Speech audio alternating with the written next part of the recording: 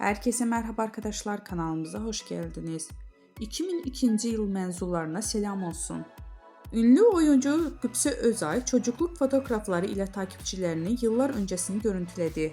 Meslektaşı Barış Arduç ile evli olan 2022 yılında kızı Jan Asyan'ı dünyaya getiren oyuncu Qübsə Özay okul fotoğrafını sosyal medya hesabından takipçileriyle paylaştı. Özay fotoğrafın altına şu not düştü. Hey gibi küçük Qübsə 2002 mezunları grubunu açıp biz 4 gündür ortaokul ve lise fotoğraflarıyla nostaljiye boğan dostlara selam olsun.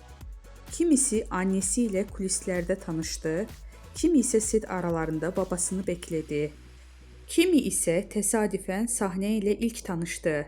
İşte dün tanınmayan, bugün ise ünlü olan isimler ve şaşırtan değişimleri.